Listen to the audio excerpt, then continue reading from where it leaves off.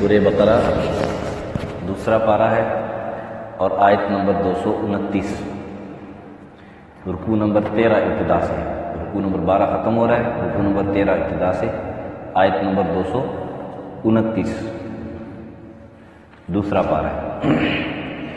اعوذ باللہ من الشیطان الرجیم، بسم اللہ الرحمن الرحیم۔ الطلاق مرتان فإمساك بمعروف أو تسريح بإحسان ولا يحل لكم أن تأخذوا مما آتيتموهن شيئا إلا أن يخافا ألا يقيما حدود الله، فإن خفتم ألا يقيما حدود الله فلا جناح عليهما فيما افتدت به، تلك حدود الله فلا تعتدوها، ومن يتعد حدود الله فأولئك هم الظالمون۔ فإن طلقها فلا تحل له من بعد حتى تنكح زوجا غيره، فإن طلقها فلا جناح عليهما أن يتراجعا إن ظنا أن يقيما حدود الله، وتلك حدود الله يبينها لقوم يعلمون۔ صدق الله العظيم۔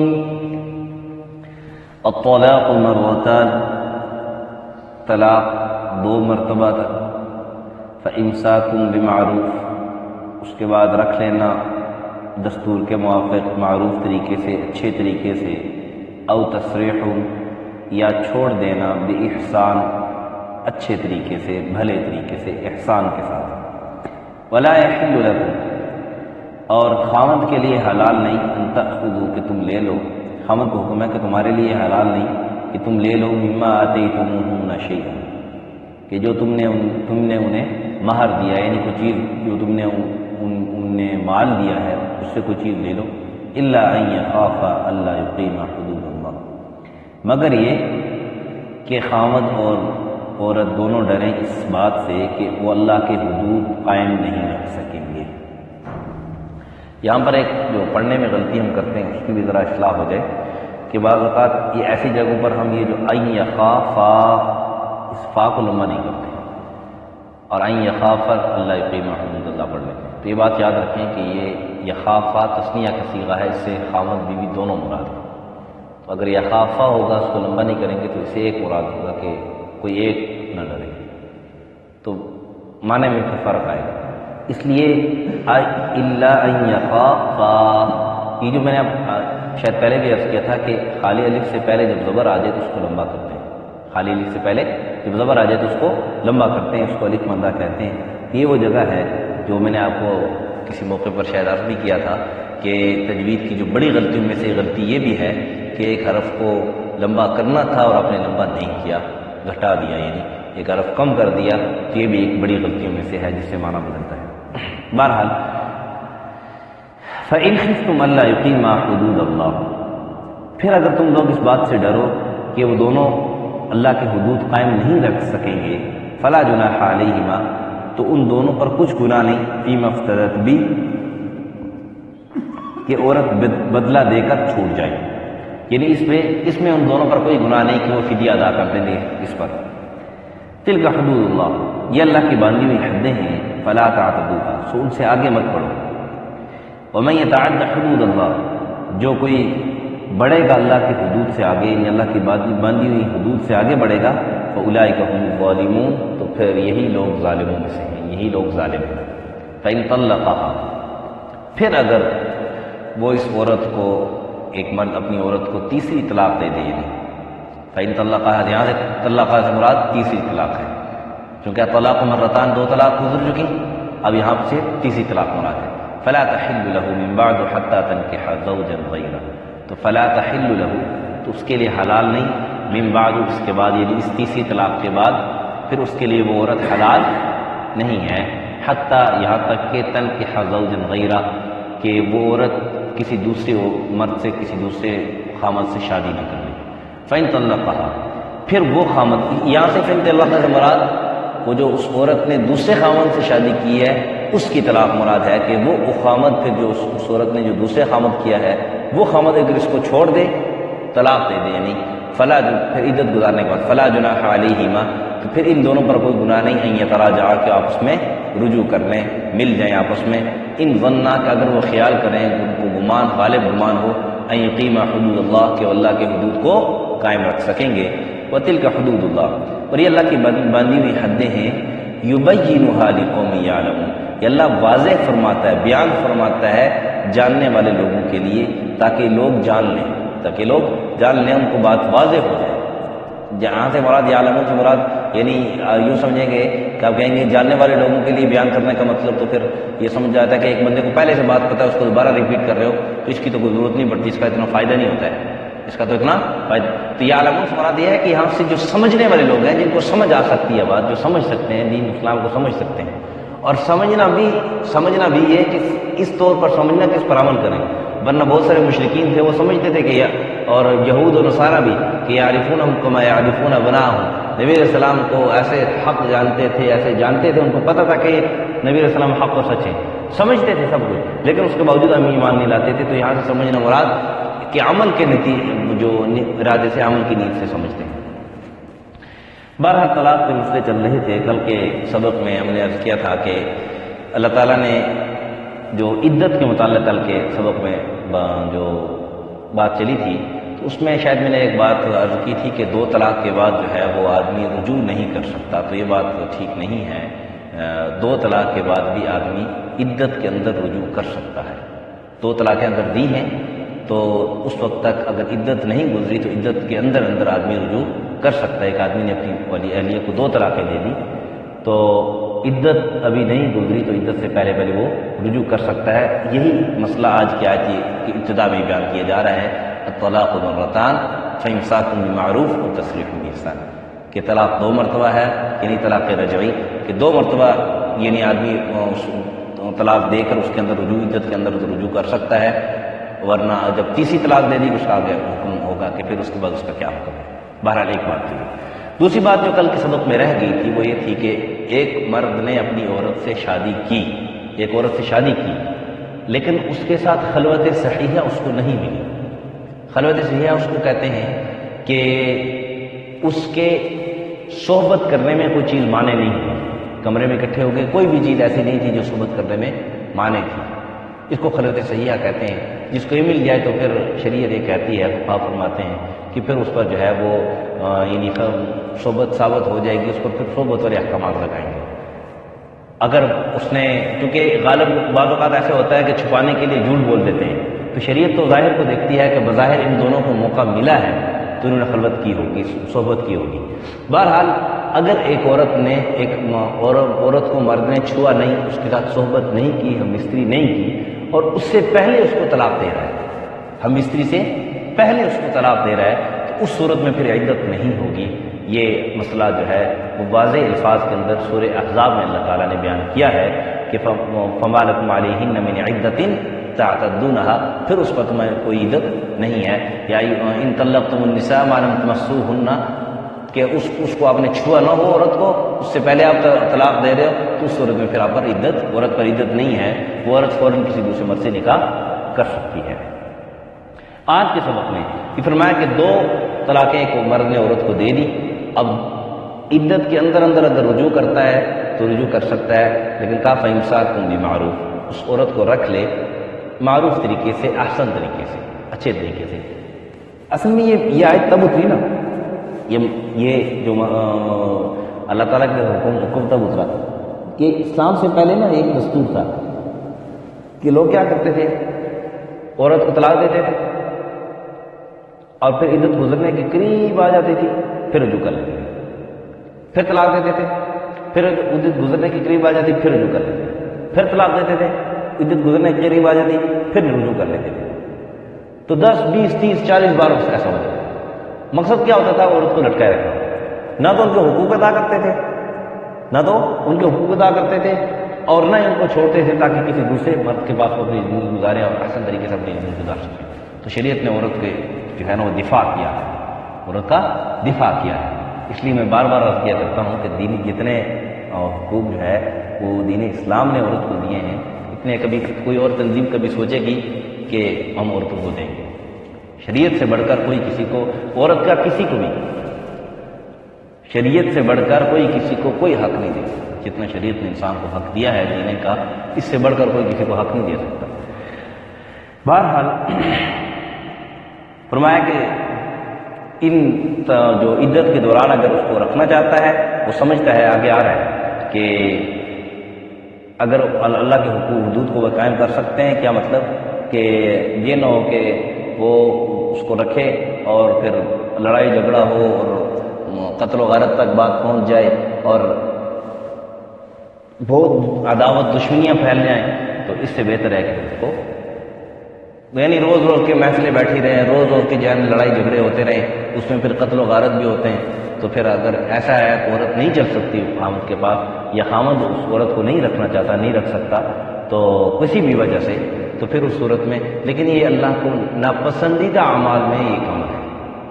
اور یہ بالکل ایک کیا کہتے ہیں کہ ایک یوں سمجھے کہ انتہائی مجبوری کی حالت میں تاکہ جھگڑا نہ ہو. میں نے کل بھی عرض کیا تھا نا کہ شریعت نے فساد سے نا، جہاں پہ فساد ہو، جھگڑا ہوتا ہو یا کسی پر ظلم ہوتا ہو، تو شریعت نے ہمیشہ اس کی مخالفت کی ہے. ظلم کی شریعت نے ہمیشہ مخالفت کی ہے، ظلم کی شریعت نے ہمیشہ مخالفت کی ہے. اور اکثر آپ مسائل پڑھیں گے تو اس میں دیکھیں گے کہ جس میں نزاع پیدا ہوتا ہو، جھگڑا پیدا ہونے کا خدشہ ہو، شریعت کہتی ہے جائز نہیں. شریعت کیا کہتی ہے؟ جائز نہیں. تو اگر مرد اور عورت کی آپس میں نہیں بن رہی تو اس صورت میں ایک جھگڑے سے بچنے کے لیے، بڑے جھگڑے سے بچنے کے لیے، روز کے جھگڑے سے بچنے کے لیے کہا کہ ایک دفعہ اس کو وہ. لیکن اس کا طریقہ کیا ہے؟ آج کل کیا ہوتا ہے کہ ہم دیکھتے ہیں کہ میری کسی عورت کے ساتھ نہیں بن رہی تو کیا کرتے ہیں؟ ایک دفعہ 3 طلاقیں دے دیتے ہیں. اب وہ عورت اس پر حرام ہو جاتی ہے، پھر جا کے مسائل پوچھنے شروع کرتے ہیں. وہ جی میں نے غصے میں تو نہیں، میں نے غصے میں دی تھی جی، مجھے غصہ بہت سخت آیا ہوتا ہے جی، مجھے تو یہ پتہ ہی نہیں چلا جی، بہت سا غصہ آیا ہوتا ہے. طلاق کو خوشی میں دیتا ہے؟ کیا خیال ہے؟ خوشی میں کو دیتا ہے طلاق؟ غصہ آتا ہے تبھی تو دیتا ہے، غصے میں تو دیتا ہے. لڑائی جھگڑا ہوتا ہے، نہیں بن پاتی تبھی تو دیتا ہے. کہ کوئی کہ اپنی عورت کو یہ کہتا ہے کہ جائے تو 2-3 دافیاں بھی لے لے اور ساتھ کہتا ہے طلاق بھی دے دو خوشی سے اس کو، جا شاباش. ایسا تو کوئی نہیں کرتا نا، غصے سے ہی ہوتا ہے. تو اس لیے ہاں یہ بات ضرور ہے کہ اکٹھی 3 طلاقیں دینا یہ حرام ہے، گناہ ہے. کیا ہے؟ گناہ کبیرہ ہے، اور شریعت نے اس کی مخالفت کی ہے. لیکن یہ واقعہ ہو جاتی ہے، نہیں واقعہ ہو جاتی، اس میں پھر یہ ہے کہ 3 طلاقیں چاہے اکٹھی دے یا الگ الگ مجلس میں دے، طلاقیں واقعہ ہو ہی جاتی ہیں. لیکن یہ عمل گناہ ہے، یہ عمل گناہ ہے. شریعت نے یہ کہتی ہے کہ اگر عورت سے نہیں بنتی اس کو 1 طلاق دے دو، ہر دوسرے 2 طلاقیں دے. پھر بھی عدت کے اندر دیکھو، کوشش کرو، اگر آپ اس سے بن سکتی ہے تو رجوع کر لو. اگر نہیں بن سکتی اس کے ساتھ تو پھر عدت ختم ہوگی، آٹومیٹکلی طور پر آپ کے نکاح سے نکل جائے گی. پھر بھی آپ کے پاس ایک چانس باقی ہوگا کہ بعد میں کبھی اگر مثلا عورت عدت بھی گزار دی عورت نے، اور اس کے بعد جو ہے نا وہ عورت کا دماغ بھی ٹھنڈا ہو گیا، کیونکہ ٹھنڈا ہو جاتا ہے نا بعد میں پھر ٹھنڈے ہو جاتے ہیں، اور مرد کا دماغ بھی ٹھنڈا ہو گیا.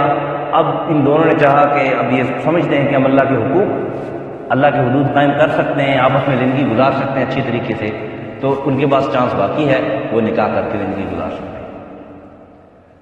لیکن ہمارے ہاں دستور کیا ہے کہ ہم جب دیتے ہیں تو اکٹھی 3 طلاقیں دیتے ہیں. یہ انتہائی ناپسندیدہ ناجائز عمل ہے، اور ایسا کبھی بھی نہیں کرنا چاہیے. اور ہمیشہ یہ یاد رکھو کہ چونکہ اونچی ہوتی رہتی ہے، جھگڑے ہوتے رہتے ہیں، پہلی بات تو یہ ہے کہ کسی اور طریقے سے اس کو سمجھاؤ. ضروری ہے کہ اس کو اسی لفظ کے ساتھ ڈرانا ہے، ضروری ہے کہ اس کو اسی لفظ کے ساتھ ڈرانا ہے، یا اس کو قابو کرنے کے لیے بس یہی لفظ استعمال کرنا ہے؟ کوئی اور لفظ، کوئی اور طریقے سے اللہ سے بھی مانگو، اس کی جو ہے نا وہ بٹھا کے اس کو سمجھاؤ، وہ نہیں سمجھتی، پھر اس کے والدین کو بتاؤ، کسی طریقے سے کسی اس کی والدین کو بتاؤ، اپنی بہنوں کے ذریعے اپنی والدہ کسی طریقے سے اس کو سمجھاؤ۔ لیکن ہمارے یہاں کیا ہوتا ہے، ذرا سا غصہ نہیں آیا بس طلاق دے دیتے ہیں، اور پھر بعد میں پچھتاتے پھرتے ہیں، کو جی میں نے تو یہ کیا، تو میں نے تو یہ کیا۔ پہلے سے احتیاط کرو، پہلے سے احتیاط کرو کہ اب ایک فائر کر دیا آپ نے، جب فائر جب کر دیا، گولی جب نکل گئی تو واپس تو نہیں آتی، کیا خیال ہے واپس آ جاتی ہے؟ آپ آزاد تو ماشاءاللہ نشانے کے سب آزاد ماہر ہوں گے نا سب کو، جی ماشاءاللہ، جب نکل جائے ایک دفعہ تو پھر واپس تو نہیں آتا۔ تو اس چیز کے اندر احتیاط کرنی چاہیے، بولنے کے اندر نا، پہلے کہتے ہیں نا پہلے تولو پھر بولو، اور خاص کر بیوی کے ساتھ گفتگو میں۔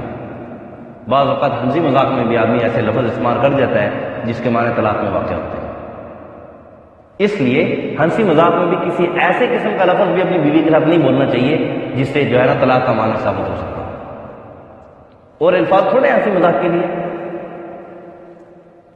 تو ایک تو بات یہ ہے۔ پھر اگر عورت جو ہے وہ عورت کی طرف سے غلطی ہے یا عورت رہنا نہیں چاہتی ہے، عورت رہنا نہیں چاہتی ہے، مفسرین نے لکھا ہے کہ ایک عورت آپ صلی اللہ علیہ وسلم کی خدمت میں آئی اور اس نے عرض کیا کہ میں اپنے خامند سے ناخوش ہوں اور اس کے یہاں میں نہیں رہنا چاہتی۔ آپ صلی اللہ علیہ وسلم نے تحقیق کی تو عورت نے کہا کہ وہ میرے حقوق میں مرد کوتاہی تو نہیں کرتا ہے، یعنی مرد کی غلطی نہیں ہے، وہ میرے حقوق میں کوتاہی نہیں کرتا، لیکن ویسے دلی طور پر میں اس سے نفرت کرتی ہوں، میں اس کے پاس نہیں رہنا چاہتی۔ تو پھر ایسا ہوا کہ آپ صلی اللہ علیہ وسلم نے عورت سے مہر واپس کروا دیا مرد کو، اور جو ہے نا وہ ان دونوں کو طلاق دلوا دی، ان میں طلاق واقع ہوگی، علیحدگی واقع ہوگی۔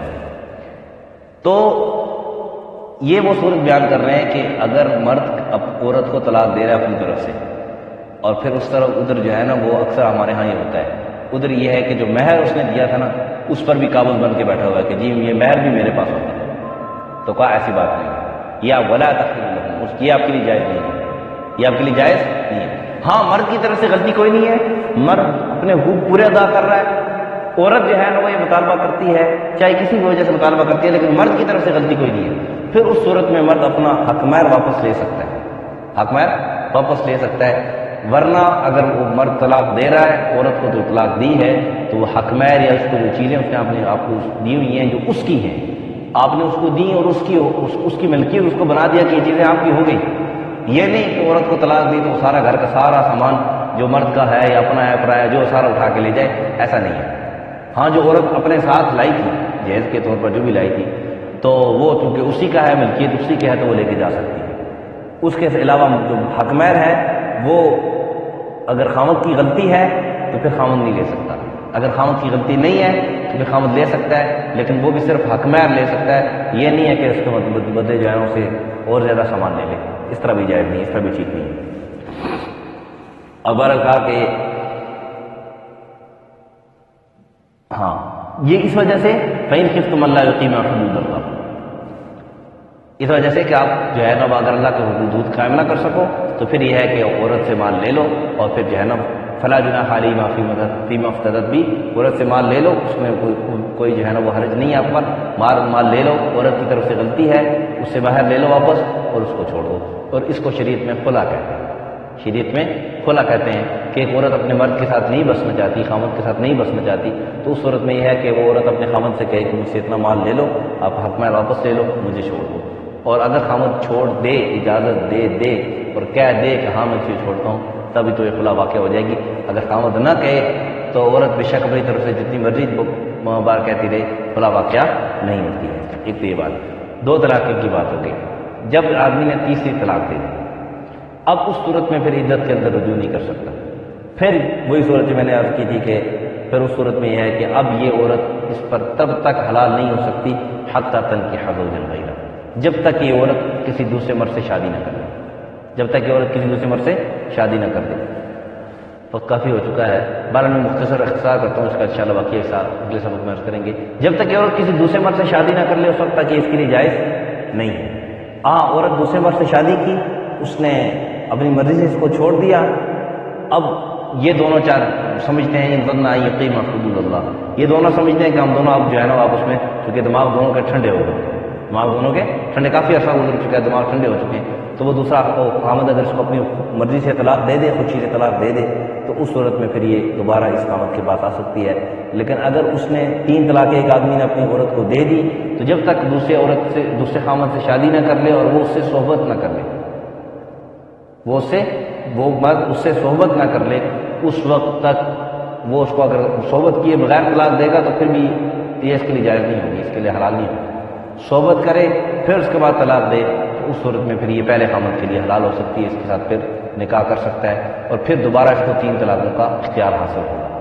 اگر ایک مرد نے اپنی عورت کو 1 طلاق دی ہے، اس کے بعد اب 2 طلاقوں کا اس کا اختیار باقی ہے، 2 طلاقیں دے دی تو اور عدت گزر گئی، پھر نکاح کے ذریعے دوبارہ اس کے پاس بیوی آ سکتی ہے، عورت آ سکتی ہے، نکاح کر لیا، اب اس کے پاس 1 طلاق کا حق باقی ہے، 1 طلاق کا اختیار باقی ہے۔ اگر اس نے طلاق دے دی تو پھر اب یہ عورت اس پر حرام ہو جائے گی جب تک کہ عورت کسی دوسرے خامد سے شادی نہ کر لے اور وہ اس کو اپنی مرضی سے طلاق نہ دے دے۔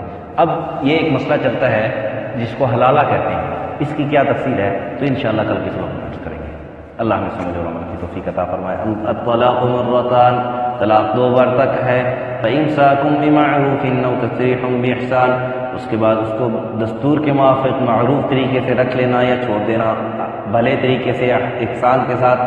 ولا يحل لكم أن تأخذوا مما آتيتموهن شيئا، اور آپ کے لیے جائز نہیں ہے کہ آپ ان سے لے لیں مما آتيتموهن شيئا، جو آپ نے ان کو دیا ہے اپنے مال سے، اس میں سے کچھ لے لیں، الا ان يخافا، مگر جب خامد اور عورت دونوں ڈریں، ان یقیما حدود اللہ، اس بات سے کہ اللہ کے حدود کو قائم نہیں رکھ سکیں گے، فإن خفتم، اگر پھر تم لوگ ڈرو اللہ یقیما حدود اللہ، اس بات سے کہ یعنی خامد و مرد دونوں جو ہے نا وہ اللہ کے حدود کو قائم نہیں رکھ سکیں گے، فلا جناح علیہما فیما افتدت بہ، تو پھر ان دونوں پر کوئی گناہ نہیں ہے کہ وہ عورت بدلہ دے کر چھڑا لے، یعنی عورت مال دے کر اپنے آپ کو چھڑا لے۔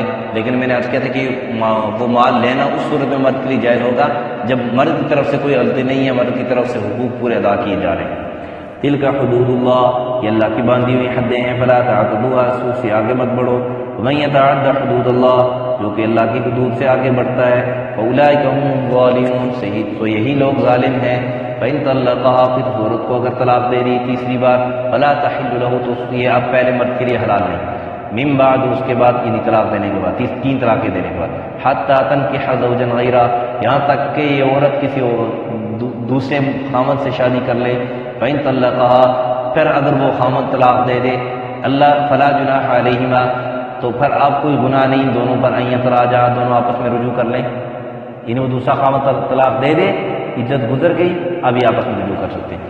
ان ظنا یقیما حدود اللہ، اگر خیال کریں کہ اللہ کے حدود کو قائم رکھ سکیں گے، اللہ کے حکم پورے کر سکیں گے، کیا مطلب کہ ایک دوسرے کے حقوق ادا کر سکیں گے، ایک دوسرے کے حقوق میں کمی کوتاہی نہیں کریں گے۔